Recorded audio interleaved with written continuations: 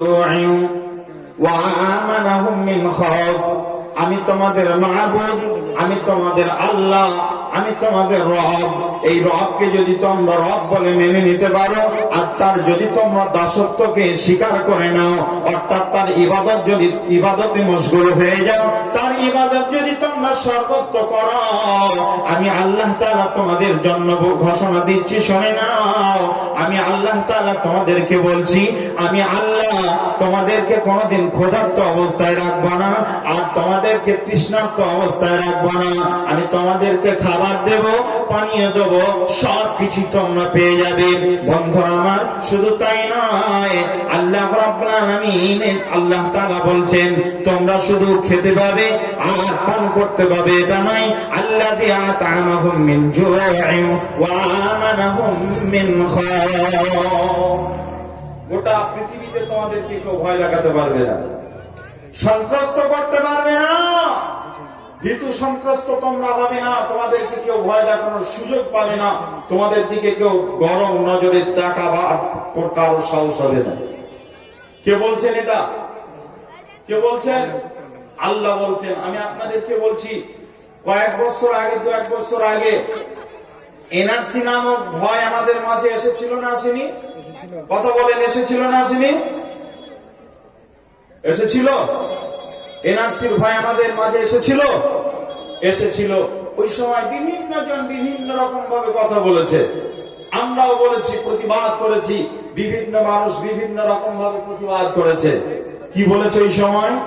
বলেছে বিশ্ব নবীর শিষ্য মরা, বিশ্ব নবীর শিষ্য মরা, নেই কমাদের ভয়, আল্লাহর হুকুম মানব মরা নবীজির তরিকায়, নবীজি মোদের পথের পথে কোরআন দিশারি, আলেম ওলামা তার চারা আজ সারি সারি, সরকার দেখায় ভয়,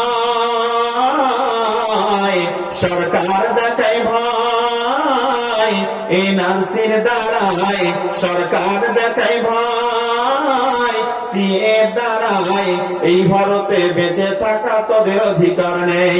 কেন দেশ স্বাধীনের সময় তোরা রক্ত দিলি না, আজ কি করে বলিস তোরা ভারত আমার মা? জি ভাই, ওই সময় প্রতিবাদ হয়েছে বিভিন্ন জায়গায়, আমরা এভাবে প্রতিবাদ জানিয়েছি। তা আমি আপনাদের সামনে বলতে চাচ্ছি, যেটা আমরা সফলতা পাবো কোথায়? আল্লাহর দাসত্ব যদি করি, আল্লাহর কথা যদি মেনে নিতে পারি, শুধুমাত্র আল্লাহ পাক রব্বুল আলামিনের কথা মতো যদি তার ইবাদত করতে পারি, রবকে রব বলে মেনে নেওয়ার পরে যদি তার ইবাদত করতে পারি, তাহলে আল্লাহ বলছেন আমি নগদানগদি তোমাদেরকে দুটি জিনিস দেব। একটা হলো তোমরা কোনোদিন ক্ষুধার্ত থাকবে না, তৃষ্ণার্ত থাকবে না, আর তোমাদেরকে কেউ ভয় দেখাতে পারবে না। এখন আমাদেরকে ভয় দেখাচ্ছে, মানে আমরা আল্লাহর ইবাদতে নেই, এই জন্য আল্লাহ পক্ষ থেকে আমাদেরকে এই আযাবগুলো আমাদের কাছে পতিত হচ্ছে। জি ভাই, এবার চলুন আমি আপনাদের সামনে আর একটা কথা বলি, তারপরে আমি এই আয়াতের বাকি কথাগুলো বলবো। আমি আপনাদেরকে বলছি, তাহলে সফলতা কোথায় আছে? মসজিদে আছে। সফলতা কোথায় আছে যারা বলেন? মসজিদে আছে। মসজিদে যেতে পারলে আমাদের সফলতা আছে, যদি না যায় তাহলে বিফলতা আছে। তাহলে 1 নম্বরে পেলাম আজকে আন-নূর একাডেমি কোরআন হিফজুল কোরআন মাদ্রাসাতে আপনার ছেলেকে, আপনার মেয়েকে আপনি মাদ্রাসায় পড়তে পাঠাবেন। আপনার ছেলেটা হাফেজ হবে, আপনার মেয়েটা ভালো করে কোরআন শুদ্ধভাবে পড়া শিখবে, সে নামাজের যতগুলো দোয়া আছে সবগুলো সে শিখতে পারবে। এগুলো যদি সে শিখে নিতে পারে, তাহলে ওই মেয়েটি, আপনার ছেলেটি সফল হয়ে যাবে, আপনি পিতা হিসাবে সফলতা অর্জন করবেন। আর যদি আপনি এই মাদ্রাসাতে না পাঠান, কাবিলপুরে না পাঠান, আপনার মেয়েকে, আপনার ছেলেকে যদি ইসলামী তরিকাতে জীবন ধারণের ব্যবস্থা যদি আপনি জীবদ্দশায় করতে না পারেন, তাহলে আপনি পিতা হিসাবে একজন নাকাম পিতা, আপনি একজন ব্যর্থ পিতা, আপনি সফলতা পেলেন না, আপনি পৃথিবীতে নাকাম হয়ে গেলেন। বন্ধুরা আমার, আল্লাহ রাব্বুল আলামিন তিনি আরো গুরুত্বপূর্ণ কিছু কথা বলেছেন। আল্লাহ রাব্বুল আলামিন বলেন, শুনে নাও, আমি আল্লাহ রাব্বুল আলামিন একটা গুরুত্বপূর্ণ ইবাদত দিয়েছি। ওই ইবাদতটা 1 মাস যাবত তোমাদের করতে হয়। ওই ইবাদতটার নাম হলো, আমরা গত কয়েকদিন আগে আমরা ইবাদতটা কমপ্লিট করলাম। ওই মাসটার নাম হলো, ইবাদতের মাসটার নাম হলো রমজান মাস। রমজানের সিয়াম আমরা পালন করলাম। যে মানুষগুলো রমজানের সিয়াম পালন করেছি আমরা, আমি বিবাহ করেছি বুঝাবার জন্য বলছি। একটা যুবক বিবাহ করেছে, ওই ছেলেটা বিবাহ করার 2 দিন পর সিয়াম শুরু হলো, রমজান মাস চলে এলো। ওই যুবকটা তার স্ত্রী বাড়িতে আছে, রূপসী সুন্দরী একজন টকবগে যুবক আর যুবতী, তারা 2 জন বাড়িতে আছে। 2 জন সিয়াম পালন করেছে, রোজা রেখেছে। এবার দুপুর বেলা এক জায়গায় হওয়ার পর তারা এবার আপসে প্রেম বিনিময় করার জন্য তারা একজন আরেকজনের দিকে আকৃষ্ট হচ্ছে। আল্লাহ বলছেন, না, ওই জায়গাতে তুমি যেতে পারবে না, ওখান থেকে তোমাকে পিছিয়ে আসতে হবে। কেন না, তুমি সিয়াম পালন করছো, তুমি রোজাদার সাইম, এজন্য তুমি এই কাজটা করতে পারবে না। বন্ধুরা আমার, এই যে আপনার এত প্রখর রোদ, এত কষ্টের জীবন আমরা যাপন করছি, আজকে এই প্রখর রোদে অনেক মানুষ আপনার নফল সিয়াম পালন করছে। ভাইরা আমার, মায়েরা আমার, আমি আপনাদের সামনে বলছি, শোনো, বিশ্বনবী বলছেন, যে মানুষগুলো এত কষ্ট সিয়াম পালন করলো, ওই মানুষগুলো সফলতা অর্জন করবে। আমরা যদি আল্লাহকে সবাই মিলে এক বাক্যে বলি, মাবুদ, আমরা এত কষ্ট করে সিয়াম পালন করছি, প্রখর রোদ, আমরা সারাদিন কিছু খাইনি, দুপুর বেলা গলা শুকিয়ে গেছে, বুক যেন ভিতরটা যেন মরুভূমির মতো হয়ে গেছে। এমন সময় কোল্ড ড্রিঙ্কস এর সম্ভার ঘরের মধ্যে আছে, আপনি একা আছেন ঘরে, আর কেউ নেই আপনার ঘরে। এবার আপনি ঘরে ঢোকার পর ওই কোল্ড ড্রিঙ্কসটা হাতে নিয়েছেন, 1 গ্লাস পান করবেন, নিয়ত করেছেন। আপনি সিয়ামরত অবস্থায় আছেন, রোজাদার, আপনি রোজায় আছেন। এমন সময় ওই কোল্ড ড্রিঙ্কস এর বোতলটা নিয়ে যখন খাওয়ার নিয়ত করছেন, খাবো বলে সিদ্ধান্ত নিচ্ছেন, আল্লাহ বলছেন, না, তুমি খেতে পাবে না। কেন না, তুমি রোজা রেখেছো, এই জন্য তুমি খেতে পাবে না, তুমি একজন সাইম, এই জন্য খেতে পাবে না। বন্ধুরা আমার, এবার আমরা সবাই মিলে, এতগুলো মানুষ আমরা বসে আছি, সবাই মিলে যদি আল্লাহকে বলি, আল্লাহ, আমরা কেন রমজানের সিয়াম পালন করব? এত কষ্টের জীবন কেন আমরা অতিবাহিত করবো? আল্লাহ, আপনি কেন এত কষ্টের এই ইবাদতের প্যাটার্নটা দিলেন? আল্লাহকে যদি এই কথাটা বলি, আল্লাহ সঙ্গে সঙ্গে প্রত্যুত্তর বলবেন, লাআল্লাকুম তাত্তাকুন, আমি আল্লাহ তোমাদেরকে এই জন্য দিয়েছি যাতে করে তোমরা মুত্তাকি হতে পারো। কি জন্য দিয়েছেন? রোজাটা কেন দিয়েছেন আল্লাহ? জোরে বলেন। মুত্তাকি বানানোর জন্য আল্লাহ তাআলা রোজাটা দিয়েছেন। নবীজি তিনি একদিন হঠাৎ করে মেম্বারে উঠলেন। আপনাদের এলাকায় যত মসজিদ আছে, জুম্মা মসজিদ, যে মেম্বারে উঠে খুতবা দেওয়া হয়, ওই মেম্বারে 3টে ধাপ আছে। প্রথম ধাপিতে পা দিয়ে নবীজি আমিন বললেন, দ্বিতীয় ধাপিতে পা দিয়ে নবীজি আমিন বললেন, তৃতীয় ধাপিতে পা দিয়ে নবীজি আমিন বললেন। নবীজি বলছেন, নবীজি যখন 3 বার আমিন বললেন, এই দৃশ্য সাহাবীরা কোনোদিন দেখেননি। সাহাবীদের জীবদ্দশায় এরকম ঘটনা কোনোদিন ঘটেনি। আল্লাহর নবীর সাহাবীরা জিজ্ঞাসা করছেন, কিলা ইয়া রাসূলুল্লাহ, হে নবী, আপনার তো আশ্চর্য একটা জিনিস দেখলাম, আপনার মুখ থেকে শুনলাম 3টা ধাপিতে উঠলেন আর 3 বার আপনি আমিন বললেন, কারণটা কি? কি জন্য আপনি আমিন বললেন? নবীজি বলছেন, শুনে না, আমি কেন আমিন বলেছি। নবীজি বলছেন, ক্বালা ইন্না জিবরিল আতানি, আমার কাছে জিবরাইল এলেন, আর আসার পর ফাকালা মান আদরাকা শাহর রমাজান, যে মানুষগুলো রমজান মাস পেল, জিবরাইল আসার পর আমাকে বলছেন, যে মানুষগুলো রমজান মাস পেল, এক মাসে রমজান মাস পাওয়ার পর যে মানুষগুলো ওয়ালাম ইগফার লাহু, নিজের জীবনের গুনাহগুলো মাফ করে নিতে পারলো না, ওই লোকগুলোর জন্য নবীজি বলছেন ফাদাখালান নারা, ওই লোকগুলো যেন জাহান্নামে প্রবেশ করে। বিশ্বনবী বলছেন, শুধু এই জায়গাতে জিবরাইল যদি ছেড়ে দিত, দিতেন আমি এত কষ্ট অনুভব করতাম না। কিন্তু নবীজি বলছেন জিবরাইল আর একটা শব্দ বাড়তি বললেন, ওই মানুষগুলো যেন চিরস্থায়ী জাহান্নামী হয়ে যায়। ও মুসলমান, এখন আমি আপনাদের জন্য সবার সামনে যদি আমি বলি, এরকম বাক্য যদি বলি, আল্লাহ আপনাদের সকলকে জাহান্নামী বানিয়ে দেন, এটা নেক দোয়া হলো না বদদোয়া হলো? কথা বলে, নেক দোয়া না বদদোয়া? বদদোয়া। নবীজির মতো মানুষটা তিনি এই কথা বলছেন, নবীজির কাছে জিবরাইল এসে এই কথাগুলো বলছেন, আল্লাহ যেন তাদেরকে চিরস্থায়ী জাহান্নামী বানিয়ে দেন। ও মুসলমান, আল্লাহর নবী এই শব্দটা শুনলেন, এরপরে নবীজিকে জিবরাইল বলছেন কুল আমিন, ফাকুলতু আমিন। জিবরাইল আমাকে আমিন বলতে বলেছেন, তাই আমি আমিন বলেছি। এখন আল্লাহর নবীর মতো মানুষটা যদি আমিন বলেন, তাহলে আল্লাহ ওই দোয়াটাকে কবুল করবেন কি করবেন না? জিবরাইল মতো ব্যক্তিটা যদি আমিন বলেন, তাহলে আল্লাহ ওই দোয়াটা কবুল করবেন কি করবেন না?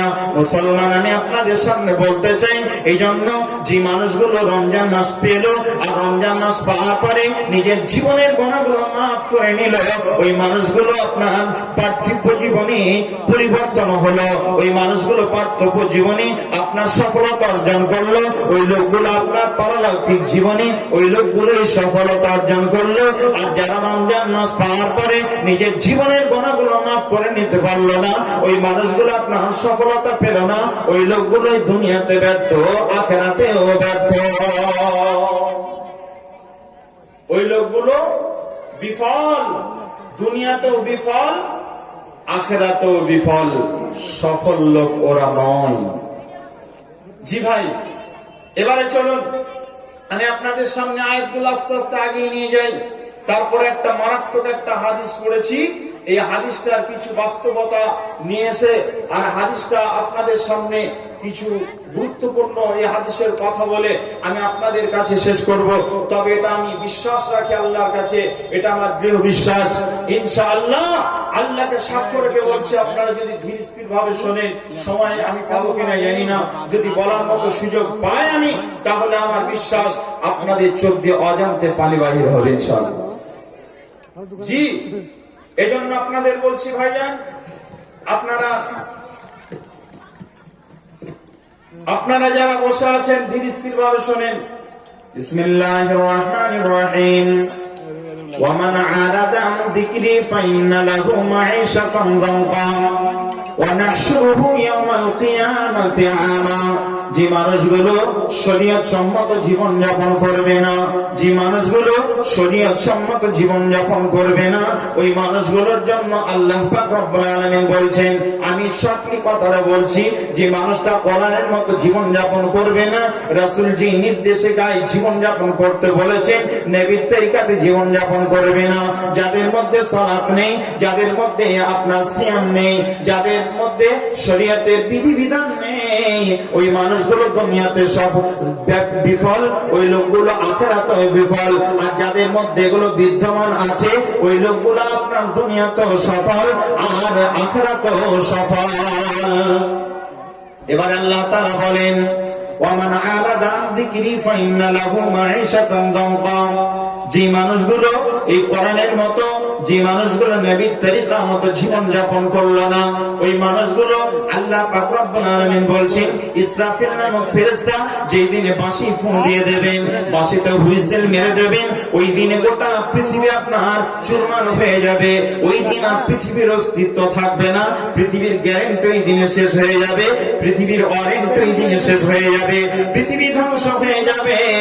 আল্লাহ পাক রব্বুল আলামিন বলেন, মানুষগুলো কবর থেকে উত্থিত হবে, কবর থেকে যখন উঠবে তখন এই মানুষগুলো সব অন্ধ হয়ে উঠবে,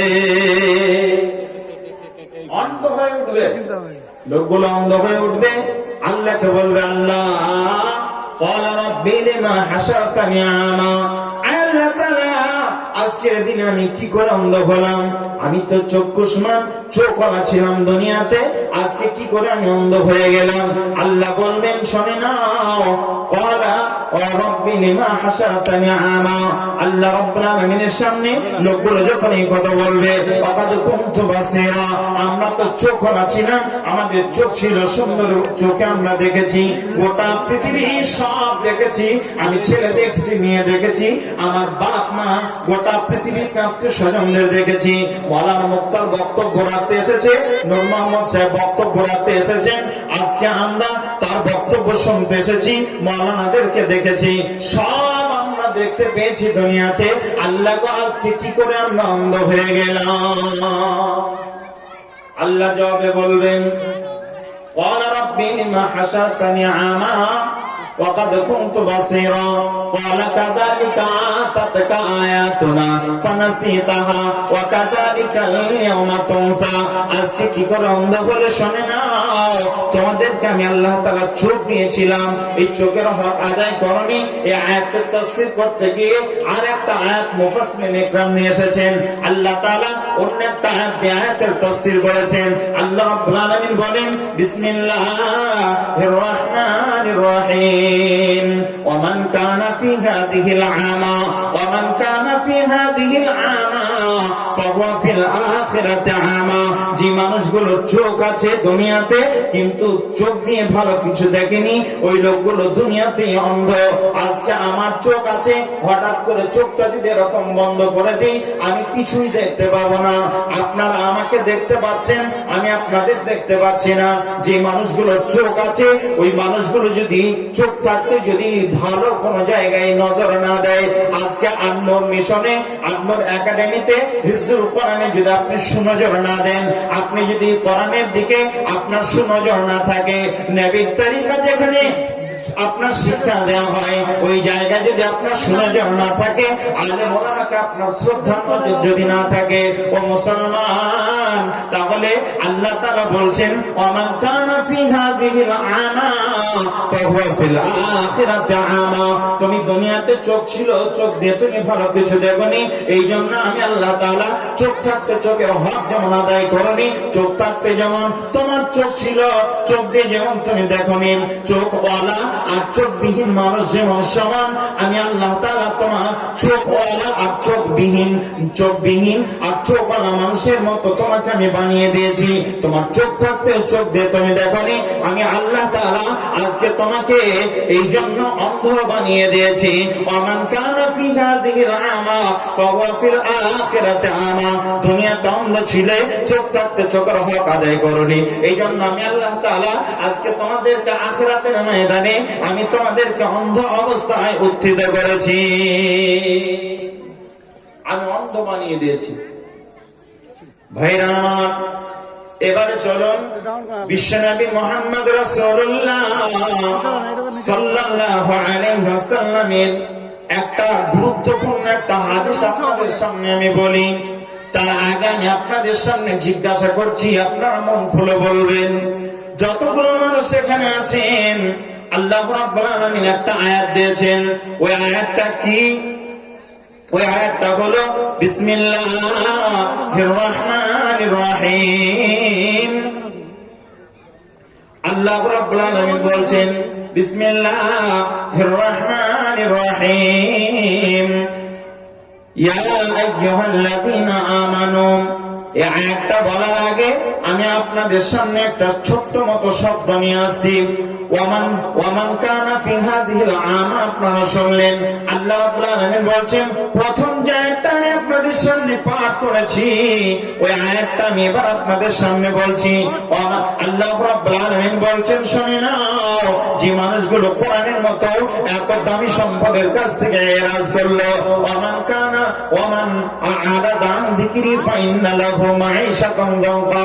মাঈশাতান দানকা, এই শব্দ শব্দটা নিয়ে আমি কিছু কথা আপনাদের সামনে বলছি। মাঈশাতান দানকা মানে ওই লোকগুলোর জীবন হয়ে যাবে সংকীর্ণ।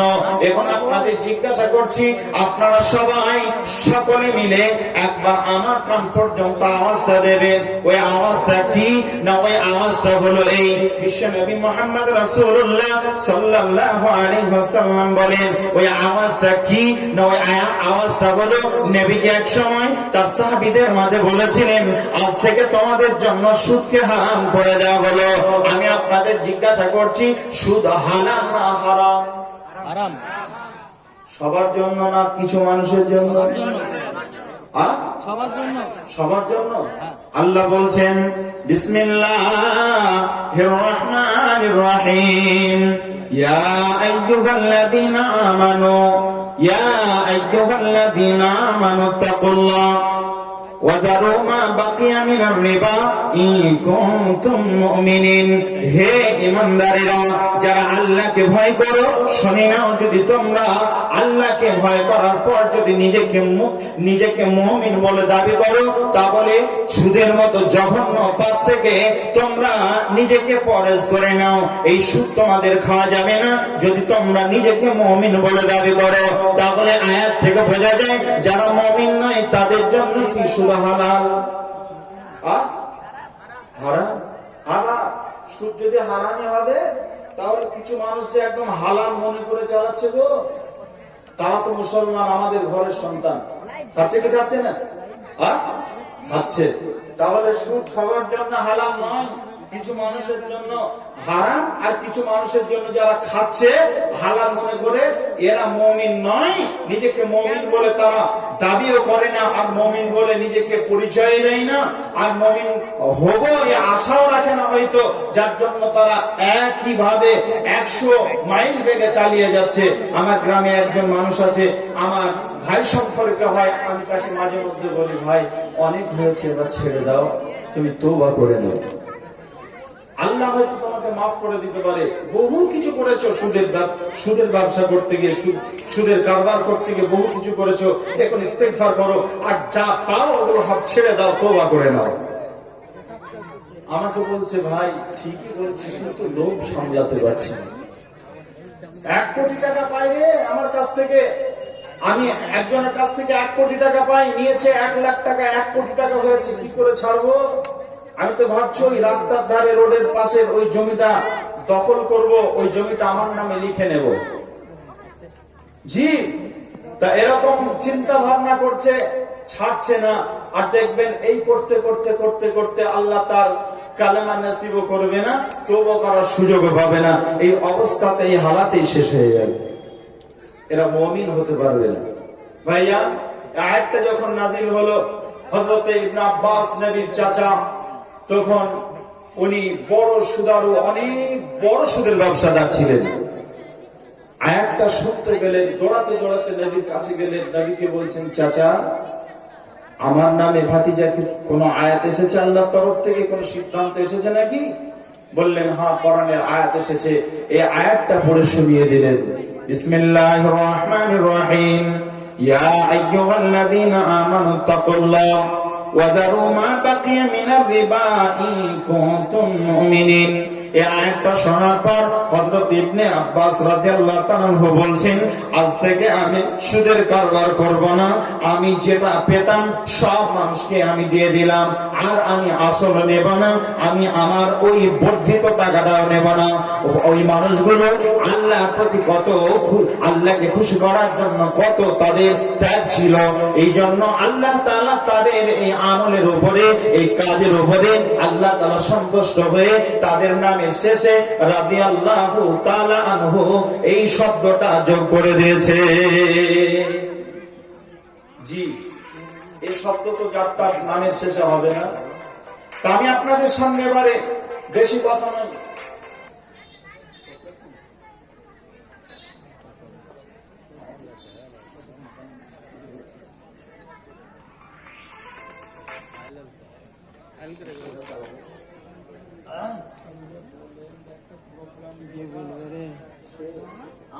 রাইখে দে রে, জালসাতে আছে এখন।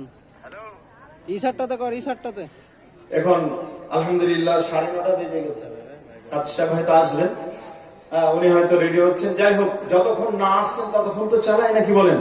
আমার টাইম যতক্ষণ ছিল শেষ, এখন যেটা বলবো এটা বাড়তি বলবো। চলেন একটু আগিয়ে যাই। বিসমিল্লাহির রহমানির রহিম।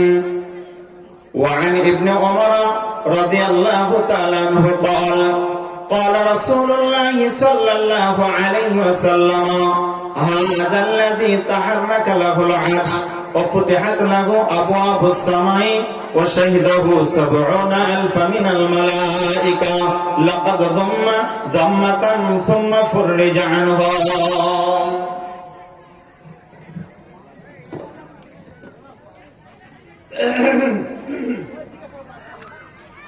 নবীজি এই হাদিসটা ইবনে ওমর রাদিয়াল্লাহু তাআলা আনহু বর্ণনা করছেন। এই হাদিসের প্রেক্ষাপট বলার হাদিসটা বলার আগে কিছু প্রেক্ষাপট আপনাদের সামনে উপস্থাপন করছি, ভালো করে শুনেন, মন দিয়ে শুনেন।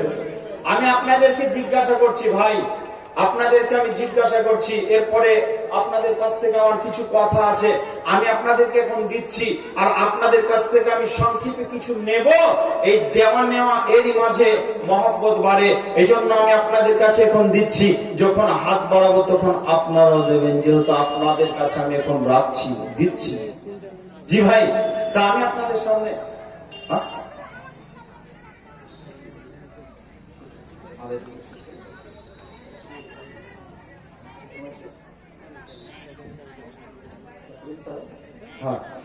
তো ভাইজান আমি যেটা বলছি সেটা শোনেন।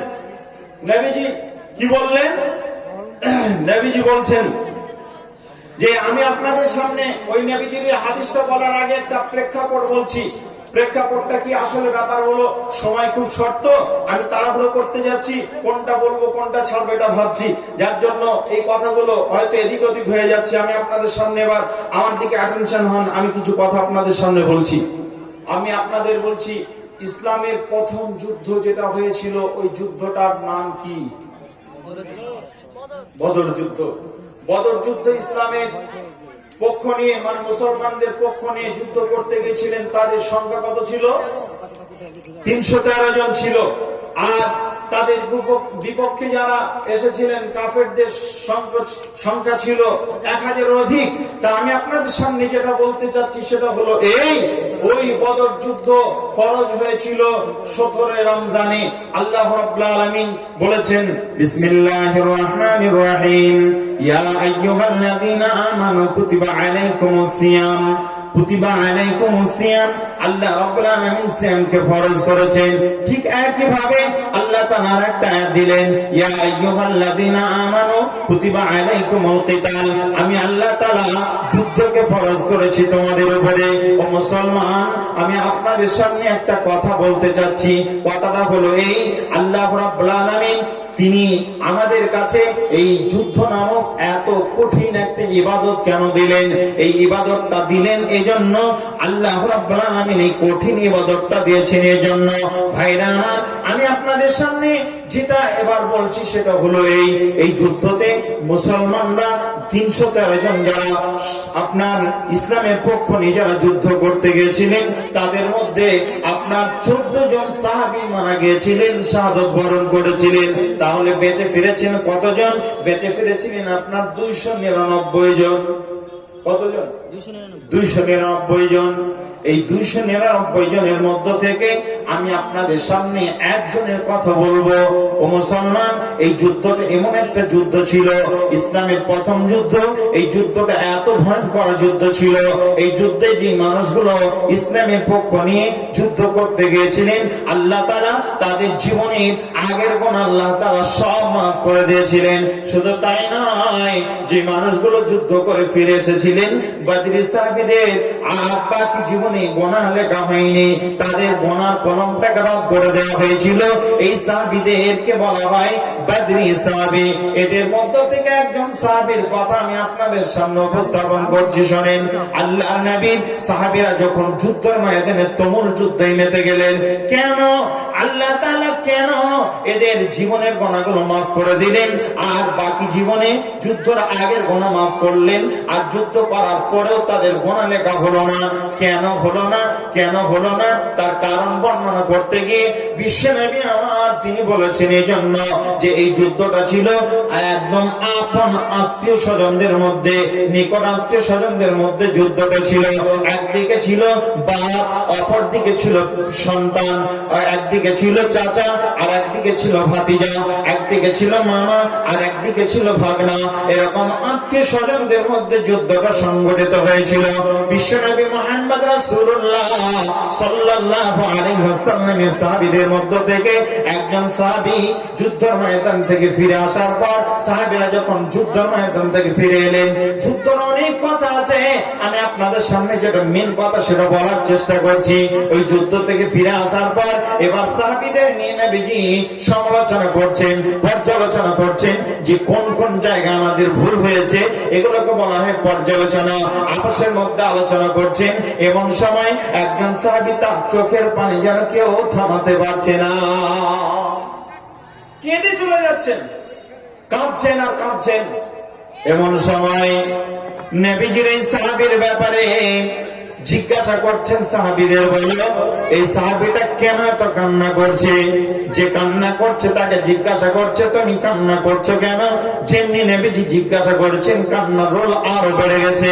ও মুসলমান, এই অবস্থাতে আল্লাহ পাক রব্বুল আলামিনের নবী তিনি জিজ্ঞাসা করছেন, বলো বলো কেন তোমরা এই সাহাবীর কান্নাটা কেন এত বেশি হচ্ছে তোমরা কি জানো? একজন সাহাবী বলছেন, রাসূলুল্লাহ আপনি যদি আমাকে বলার অনুমতি দেন তো আমি বলতে পারবো। আল্লাহর নবী বলছেন তাহলে তুমি বলো, বর্ণনা করো। বিশ্বনবী বলছেন, রাসূলুল্লাহ যুদ্ধ যখন তুমুল যুদ্ধ চলে, যুদ্ধ চলতে চলতে চলতে চলতে এক পর্যায়ে যখন বীর বিক্রমে যুদ্ধ চলছে উভয় পক্ষে, যখন যুদ্ধ চলছে, যুদ্ধ চলতে চলতে এক পর্যায়ে এর বাপ এসে সামনে এসে হাজির হয়ে গেছে। বাপের উপরে তলোয়ার চাপাবে, তলোয়ার চালাবে, আর বাপ তার ওই ছেলের উপরে তলোয়ার চালাবে। দুইজনের চোখ চোখাচোখি হয়ে গেছে। এমন সময় কেউ কাউকে আর মারতে পারল না। আস্তে আস্তে তলোয়ার নামিয়ে নিল। বাপ বেটাকে মারতে পারলো না, আর বেটা বাপকে মারতে পারলো না। এই অবস্থাতে যখন তাদের এই অবস্থা যখন হলো, আস্তে আস্তে আস্তে আস্তে তলোয়ার নেমে গেল। তখন নবীজি বলছেন, তলোয়ার যখন নেমে নেওয়া হলো, নবীজির সাহাবী বলছেন এমন সময় অদূরে দুইজন তিনজন সাহাবী এটা লক্ষ্য করলেন। লক্ষ্য করার সময় বিশ্বনবী আমার বলছেন, এবার যখন লক্ষ্য করলেন ওই সাহাবী, বিশ্বনবী নয় সাহাবী নবীজির সামনে বলছেন, রাসূলুল্লাহ যখন লক্ষ্য করা হলো আমরা তখন দেখলাম এই লোকটা তো আর তার বাপকে হত্যা করতে পারবে না। এই সাহাবীটা তার বাপের মহব্বত তার দিলে আসার করেছে, যার জন্য তলোয়ার চালাতে পারলো না। মায়েরা আমার, বোনেরা আমার, বাচ্চারা আমার, ভাইয়েরা ও মা ভালো করে শুনে নেন। এই অবস্থাতে এই সাহাবীরা দেখছেন তাহলে এর ঈমান তো ঘাটতি দেখা দিয়েছে, ঈমান তো এর মজবুত নেই, ঈমান তো এর নড়বড়ি হয়ে গেছে, ঈমান তো খুব কমজোরি হয়ে গেছে। এমন সময় পাশ থেকে দুটি কোরআন আয়াত শুনিয়ে দিলেন সাহাবী। ওই আয়াত দুটি কি ছিল? বিসমিল্লাহির রাহমানির রাহিম, কুল ইন কুনতুম তুহিব্বুনাল্লাহ ফাত্তাবিউনি ইউহিব্বুকুমুল্লাহ ওয়া ইয়াগফির লাকুম যুনুবাকুম ওয়াল্লাহু গফুরুর রহিম। হে নবী আপনি বলে দিন ওই মানুষগুলোকে, আল্লাহ রাব্বুল আলামিনের নবী বললেন, আল্লাহ রাব্বুল আলামিনের নবী বলছেন, নবীকে বলা হলো, নবীর উপর আয়াত নাযিল করা হলো। ওই আয়াতটা শুনিয়ে দেওয়া হলো সাহাবীকে, কুল ইন কুনতুম তুহিব্বুনাল্লাহ, আল্লাহকে যদি ভালোবাসতে চাও তাহলে তুমি নবীর অনুসরণ করো, নবীর কথা মতো জীবন যাপন করো। আল্লাহ তাআলা তোমাকে ভালোবাসবেন, শুধু ভালোবাসাই নাই, আল্লাহ তোমার জীবনের গুনাহগুলো মাফ করে দেবেন। ওয়া ইয়াগফির লাকুম যুনুবাকুম আল্লাহু গফুরুর রহিম। আল্লাহ রাব্বুল আলামিন তিনি ক্ষমা করতে ভালোবাসেন। এরপরে আর একটা আয়াত দেওয়া হলো ওয়া আতাকুমুর রাসূলু ফাখুযুহু ওয়া মা নাহাকুম আনহু ফান্তাহু। বিশ্বনবী মুহাম্মদ সাল্লাল্লাহু আলাইহি ওয়াসাল্লাম বলেন, এই সময়ে আল্লাহর নবী কাছে যখন এই সাহাবীর কাছে যখন একটা আয়াত শুনিয়ে দেওয়া হলো, নবীর সাহাবীর কাছে একটা আয়াত দেওয়া হলো, আল্লাহর রাসূল যেটা বলেছেন, যেটা আদেশ করেছেন, ওই আদেশটাকে আদেশ বলে মেনে নাও আর নিষেধটাকে নিষেধ বলে মেনে নাও। এই দুটি আয়াত শোনার পর আর একজন সাহাবী দূর থেকে আরেকটা হাদিস শুনিয়ে দিলেন। বিসমিল্লাহির রহমানির রহিম। ওয়া আন আনাস রাদিয়াল্লাহু তাআলা আনহু قال قال رسول الله صلى الله عليه وسلم لا يؤمن أحدكم حتى أكون أحب إليه من والده وولده والناس أجمعين।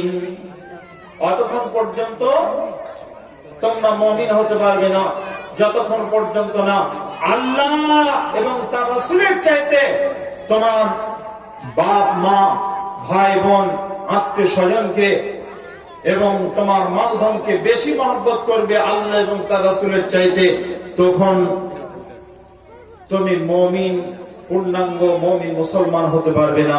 অতএব শোনো, এই আয়াত আর এই হাদিস যখন শুনিয়ে দেওয়া হলো, এই সাহাবী তার ঈমানি জজবা বেড়ে গেল।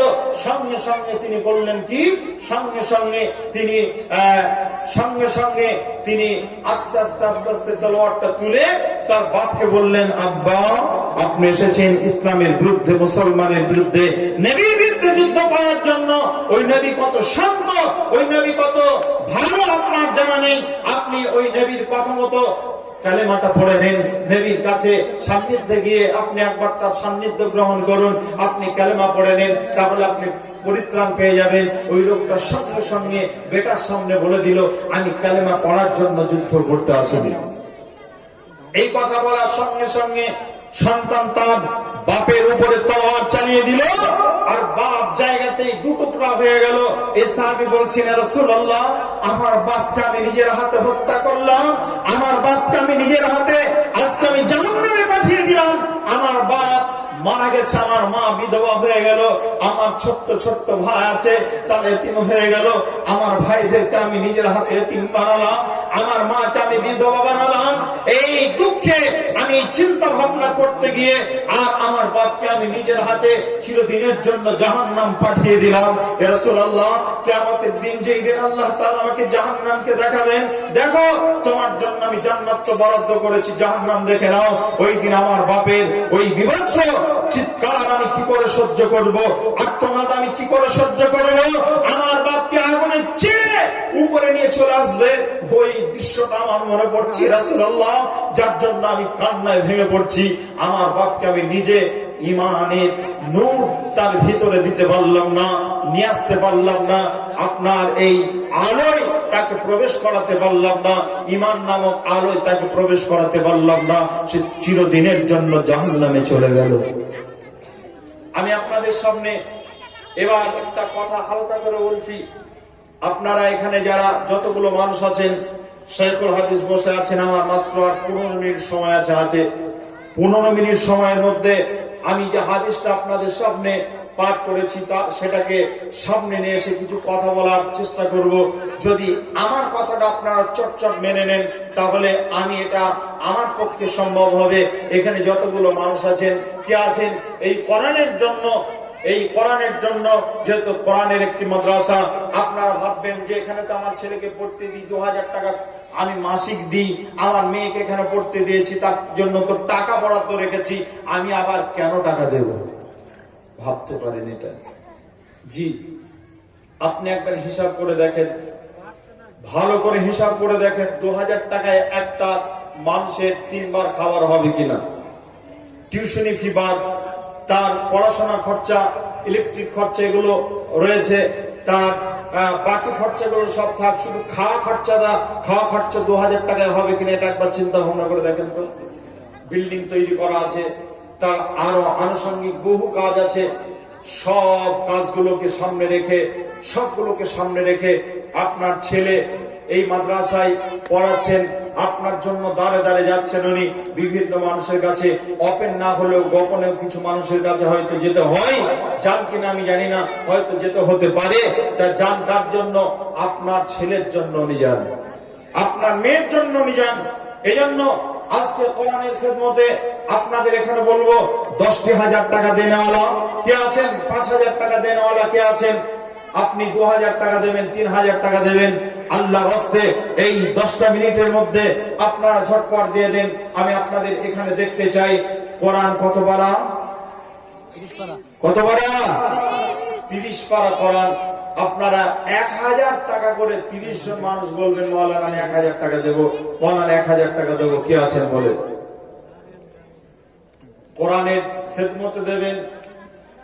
এখানে দিলে পারে আপনার টাকাটা ব্যর্থ হবে না, নষ্ট হবে না। বলেন কে আছেন? নিয়তটা ভালো রাখেন, স্বচ্ছ রাখেন, আর আল্লাহকে বলেন, আল্লাহ দ্বীনি প্রতিষ্ঠানে আমি টাকাটা দিলাম। বলেন কে আছেন? 10,000 টাকা, 5,000 টাকা, আমি 1,000 টাকা করে 30 জনের কাছে চেয়েছি। বলেন কে আছেন ভাইজান? বলেন এতগুলো মানুষ আছেন, 1,000 করে টাকা দিতে পারবেন না? জি, 1,000 দিতে পারবেন না? 500 করে দেন, 30 জন মানুষ 500 করে দেন। বলেন কাউকে পাঠান নাকি ভিতরে? হাত তুলেন ওখান থেকে, আমরা এখানে লিখে নিচ্ছি। আল্লাহু আকবার। এরা নিয়ত করে বসেছে 1 টাকা দেবো না, যে মৌলানা বলুক। সে যদি বাংলাদেশ থেকে এসে বলে, সে যদি সৌদি আরব থেকে এসে বলে, তাও দেব না। নিয়ত করে বসে আছে। বলেন 1,500 টাকা। আলহামদুলিল্লাহ। লেখেন ফোন নাম্বারটা, শুধু লিখে নেবেন পাশে। বলেন ভাইজান 500 করে টাকা দিয়ে যান আল্লাহর রাস্তায়। বক্তা আসবেন, আপনাদের আকাঙ্ক্ষিত বক্তা নিয়ে আসবেন। আমি আজকে খুব তাড়াহুড়ো করে কথা বলেছি, কথাগুলো শান্ত মেজাজে বলতে পারলাম না, এটা আমার দুঃখ। যাই হোক, আমি নির্দিষ্ট সময়টা জানতে পারিনি। আমি আগে জানলাম যে আমার 8 ঘন্টার সময়, 8 ঘন্টার মতো শুরু করেছে হামদে সানা, আমি ছোট্ট করে পড়েছি। তারপরে বাকি কথা তো আস্তে আস্তে যেগুলো একটু লম্বা ছিল সেগুলো আরো শর্ট করেছি। লম্বা কথা শর্ট করে করে করে করে কথা বলেছি। তারপরে এখন আমি আপনাদের কাছে মাত্র 10টা বাজতেই আমি নেমে যাব। আমি আর আপনাদের সামনে থাকবো না। 10টা বাজতে আর বেশি সময় নেই, মাত্র 10 মিনিট সময় আছে। এই 10টা মিনিটের মাঝে আপনারা টাকাগুলো দিতে থাকেন, আর আমি একটা হাদিসটা আপনাদের সামনে শুনিয়ে দিই।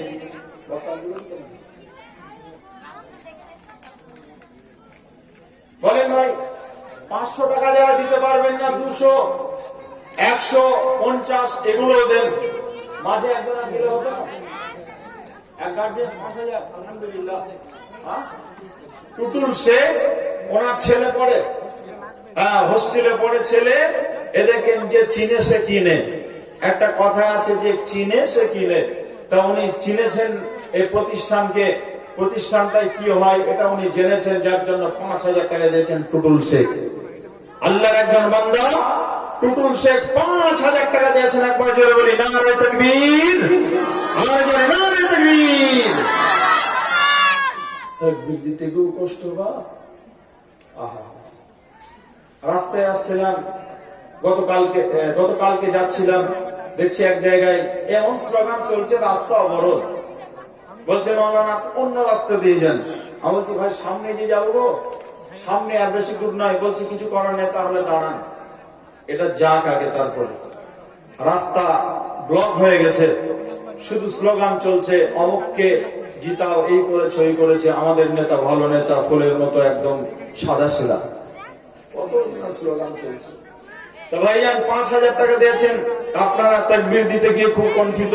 একবার জোরে পড়ি নাস্তিকতা নিপাত যাক, দ্বীন ইসলাম জিন্দাবাদ। নাস্তিকতা নিপাত যাক, দ্বীন ইসলাম জিন্দাবাদ। কোটি প্রাণে একই আওয়াজ, খোদা দ্রোহী ছাড় পাবে না, এই দেশে ঠাঁই হবে না, মুসলমানরা জেগেছে আজ।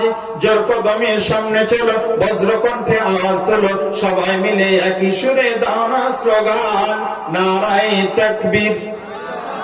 সবাই মিলে নারায়ে তাকবীর, নারায়ে তাকবীর, নারায়ে তাকবীর।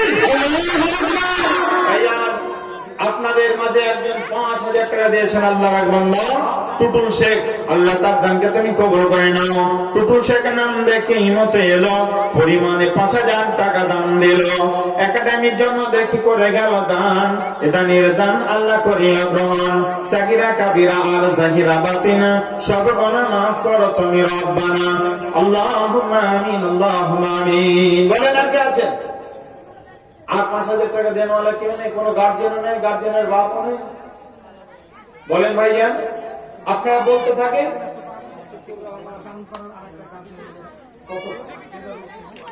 বিদারুল শেখ, চাঁদপাড়ায় বাড়ি, 5,000 টাকা দিয়েছেন আল্লাহর এক বান্দা। আল্লাহ আচ্ছা, 5 পারা ওনার ছেলে হাফেজ পড়ছে, 5 পারা রানিং চলছে। হ্যাঁ আলহামদুলিল্লাহ। আমি একটা ছেলেকে জিজ্ঞাসা করলাম, বসেছিল, বাবু তুমি কয়দিন থেকে পড়ছো? বলছে মাওলানা আমার 2 মাস হলো। না কয় মাস বললো, যাই হোক হবে। বললাম ক পারা হয়েছে? বলছে 7 পারা রানিং মাওলানা। দোয়া করে। ছোট্ট ছেলে, কত সুন্দর না লাগছে, পোশাক গুলো পরে আছে। হ্যাঁ দৌড়াতে দৌড়াতে এসে সালাম দিচ্ছে। আমি বলছি আল্লাহ তোমাকে আরো ইলমে বারাকা দান করুক, তুমি পড়াশোনা আরো ভালো করে করো। তা দোয়া করি আল্লাহ যেন এই দিনের প্রতিষ্ঠানটাকে আল্লাহ তাআলা দিনের জন্য কবুল করেন, পড়ি আমিন। কারণ এখানে যিনি তৈরি করেছেন প্রতিষ্ঠানটা, উদ্যোগ নিয়ে, তার ছেলে একা পড়ে না, আপনাদের ছেলেদেরকে মানুষ করার জন্য উনি প্রতিষ্ঠানটা বানিয়েছেন। ভাইজান, তাই আপনাদেরকে বলছি 5,000 টাকা আর একজন গার্জেন দিয়েছেন, আল্লাহ তার দানকে তুমি কবুল করে নাও। আল্লাহুম্মা সাল্লি আলাইহি, আল্লাহুম্মা বারিক আলাইহি। রব্বানা আতিনা ফিদ দুনিয়া হাসানাহ ওয়া ফিল আখিরাতি হাসানাতাও ওয়া কিনা আযাবান নার। রব্বানা যালামনা আনফুসানা ওয়া ইল্লাম তাগফির লানা ওয়া তারহামনা লানাকুনান্না মিনাল খাসিরিন। মাবুদ গো, আল্লাহ তার জীবনের গুনাহ খাতা মাফ করে দাও, মনের বাসনা পূরণ করো, আল্লাহ রুজি রোজগারে বরকত দিও, আল্লাহ তার জীবনে উন্নতি বাড়িয়ে দাও। আল্লাহ তুমি তার সমস্ত আপদ বিপদ বালা মুসিবত থেকে আল্লাহ উদ্ধার করে নাও। আল্লাহ যারা মারা গেছে তাদের কবর আযাব থাকলে তুমি মাফ করে দিও। আল্লাহুম্মা আমিন, আল্লাহুম্মা আমিন। বাচ্চারা ঘুরছে, 2 ছেলে, ওদের ওই কাপড়ে ওই রুমালে আপনারা যে যা পারবেন, 5 টাকা, 10 টাকা, 100 টাকা, 500 টাকা, 5,000 টাকা সব ওখানে দেবেন। জি ভাই। মঈনুল ইসলাম আর একজন গার্জেন পড়িয়ে দিয়েছেন 5,000 টাকা। আল্লাহুম্মা সাল্লি আলাইহি, আল্লাহুম্মা বারিক আলাইহি।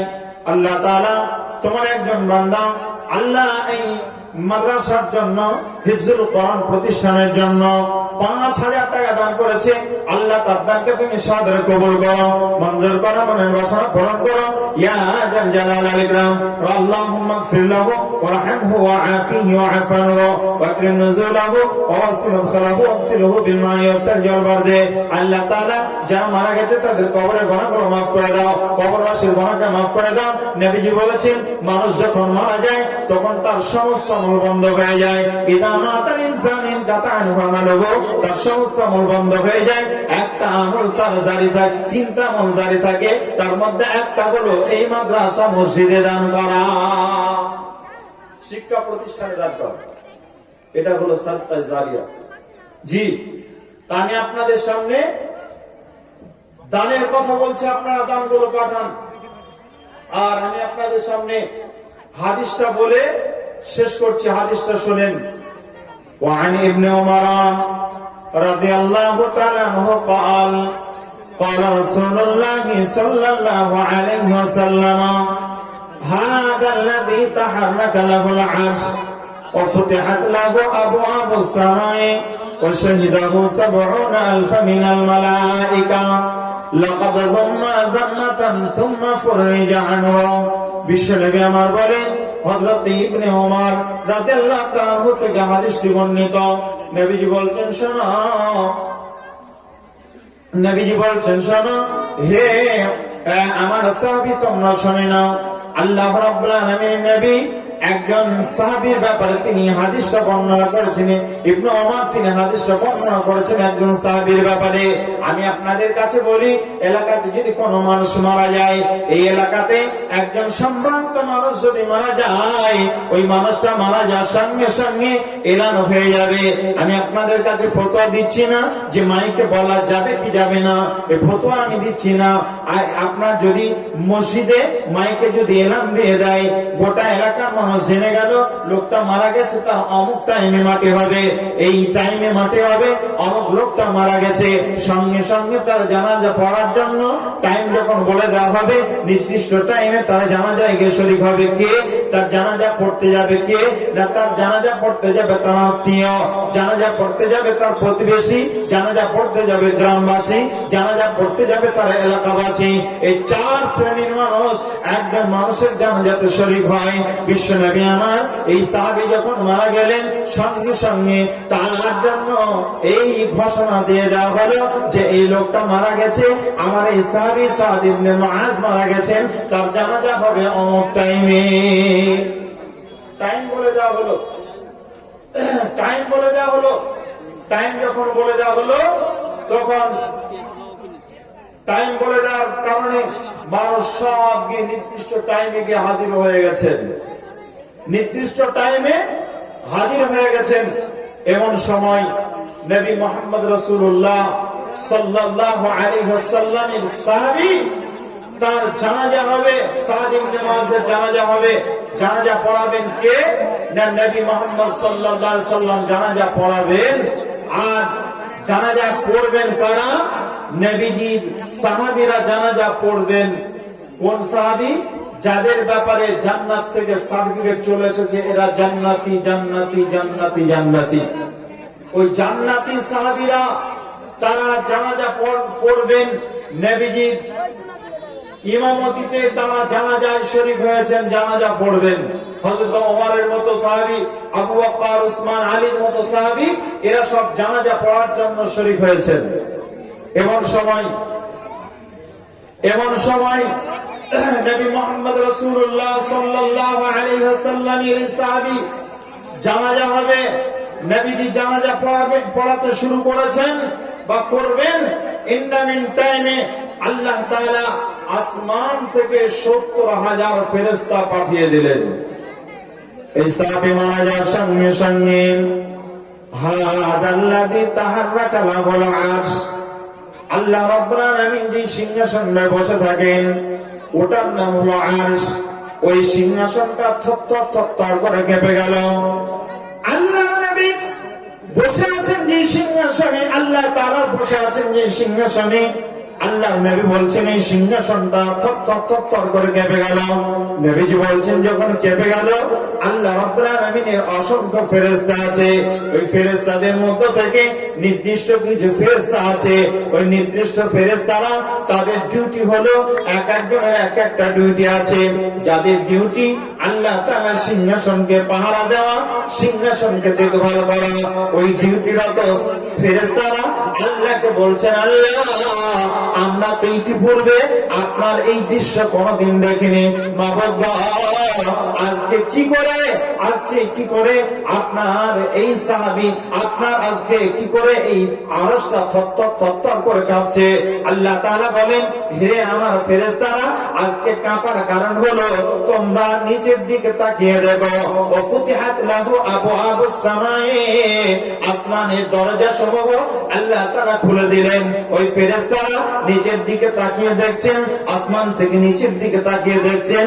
মারহাবা মারহাবা আহলান ওয়া সাহলান বলতে বলতে একজনের রূহকে উপরের দিকে নিয়ে যাওয়া হচ্ছে।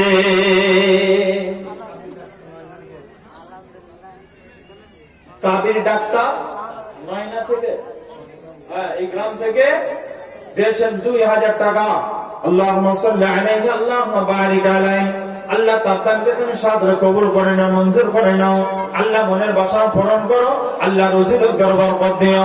আল্লাহ বেনামিতে একজন ৫০০ টাকা দান করেছে, আর একজন বেনামিতে আল্লাহ ৫০ টাকা দান করেছে। আল্লাহ তাদের দানকে তুমি সাদরে কবুল করে নাও। আল্লাহুম্মা সাল্লি আলাইহি আল্লাহুম্মা বারিক আলাইহি।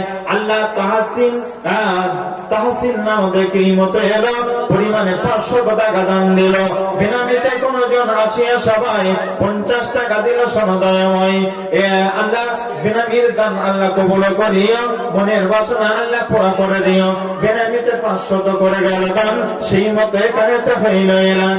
এদানের দান তুমি কবুল করিও, মনের বাসনা তার পুরা করে দিও। আরিয়ান শেখ দেখে এই মতো এসে সেও দেখে দিয়ে গেল মাদ্রাসার জন্যতে। মাদ্রাসার প্রতি তার ভালোবাসা ছিল, তাই দেখে দান সেও এখানেতে দিল। এদানের পরিমাণ হলো 100 টাকা। কবুল করো গোবরে তুমি পাক জাদা। বেনামিতে কোন জন 40 টাকা দান, সতরে কবুল করো তুমি নিরঞ্জন। আমিন আমিন সুম্মা আমিন। এখানে আশাদুল ভাইজান উনি দিয়েছেন 200 টাকা। আতিকুল শেখ দিয়েছেন গোপালপুর থেকে 1500 টাকা। আল্লাহ তার দানকে তুমি সাদরে কবুল করে নাও। আল্লাহ মনের বাসনা পূরণ করো। আল্লাহ গোলাম মুর্শিদ আল্লাহ তোমার রাহে 500 টাকা দান করেছে, আল্লাহ কবুল করো। আবুল কাসেম আল্লাহ দিয়েছে 400 টাকা। আল্লাহ তার দানকে তুমি কবুল করে নাও। আতিকুল আল্লাহ তোমার একজন বান্দা, নেককার বান্দা, 500 টাকা দান করেছে, আল্লাহ কবুল করো। মহিদুল আল্লাহ সেও তোমার একজন বান্দা, 5000 টাকা দিয়েছে, আল্লাহ কবুল করো। মাহমুদ গো তার ছেলে এখানে পড়ে, আল্লাহ তার ছেলে লেখাপড়া উন্নতি দাও। ইমরান নামে একজন 150 টাকা দিয়েছে, আল্লাহ বেনামিতে সেও দেখি এখানে 1000 টাকা দিয়েছে। আল্লাহ দোয়া চেয়েছে, বেনামিতে একজন 1000 টাকা দান করেছে। আল্লাহ তার দানকে তুমি সাদরে কবুল করে নাও, মঞ্জুর করে নাও, মনের বাসনা পূরণ করো। বেনামিতে আর একজন 150 টাকা দিয়েছে, আল্লাহ সবার দানকে কবুল করো। আল্লাহ মনের বাসনা পূরণ করো। এর আগে একটা ছেলে 50 টাকা দিয়েছে, আবার একটা বাচ্চা 50 টাকা দান করলো। আল্লাহ এটা নিতে দানকে তুমি সাদরে কবুল করে নাও, মঞ্জুর করো, মনের বাসনা পূরণ করো। আল্লাহ তুমি আয় উন্নতি বাড়িয়ে দাও। আল্লাহ এদের লেখাপড়া উন্নতি দিও। একজন ছেলে আল্লাহ তোমার 100 টাকা দান করেছে, আল্লাহ এই ছেলের দানকে তুমি সাদরে কবুল করে নাও, মনের বাসনা পূরণ করে দাও। ইয়া হান্নান ইয়া মান্নান ইয়া জাল জালাল ওয়াল ইকরাম। রব্বানা তাকাব্বাল দুআনা রব্বানা তাকাব্বাল মিন্না ইন্নাকা আনতাস সামিউল আলিম ওয়া তুব আলাইনা ইন্নাকা আনতাত তাওয়াবুর রাহিম বিরহমাতিকা ইয়া আরহামার রাহিমিন। আমিন আমিন সুম্মা আমিন।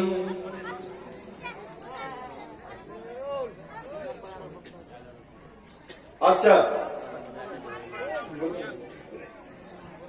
যাই হোক, আমি আপনাদের সামনে যে হাদিসটা বলছিলাম, মানুষ মারা গেলে পারে আমি আপনি আছি, হঠাৎ করে নেই।